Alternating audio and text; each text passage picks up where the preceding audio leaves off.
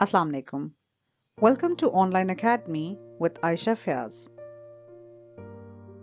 This is the first video in the series that will be made for descriptive writing specifically.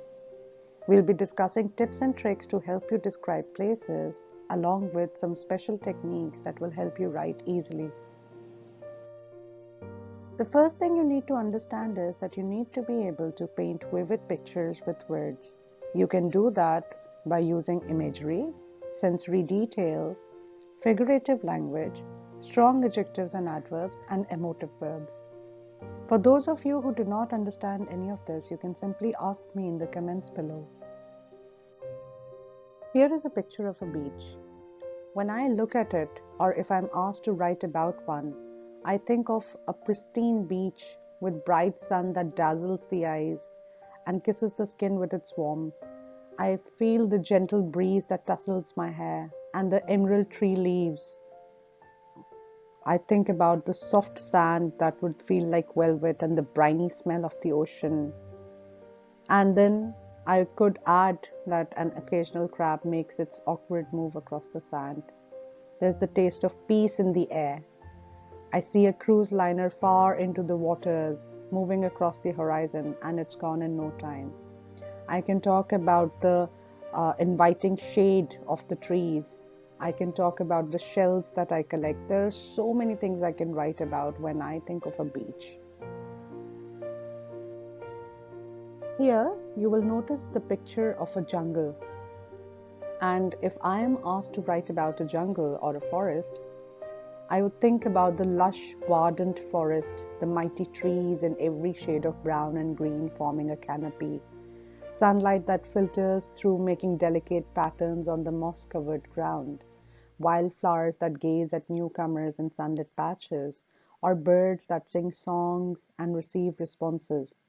I can think about beautiful waterfalls or the melodious gurgles of springs that can be heard nearby, which might serve as a waterfall for the animals in the vicinity. Please note that you need not write in the same positive manner. You can think about anything. You can make the same jungle a very uninviting place as well, with dark colors and strange noises that can be heard in the distance. Now, when I look at this particular picture, I think of a quaint, charming village nestled in the countryside, and I imagine that it will have cobblestone streets with rustic houses and thatched roofs, the smell of warmth and sunshine, and I believe that because these people would be baking their things by themselves, so the whiff of fresh homemade bread, vibrant gardens, and fresh faces greeting visitors with warm smiles. There'll be a sense of nostalgia or a sense of belonging and tranquility. Again, I could write so many things. The same village could have a secretive atmosphere if I wanted, or I could give it a strange aura, anything. Descriptive writing is all about the power of words and imagery. And I would like you to think about it, at least spend 2 to 3 minutes planning before you actually start writing. Now it's your turn. Use the ideas that I've given to write a paragraph for each of the pictures of 150 words each, and you can paste this in your comment section so that you get real-time feedback. Other than that, if you wish, you can simply change these ideas so that you can put something of your own, and again you'll get a feedback that is just as good. Thank you for watching.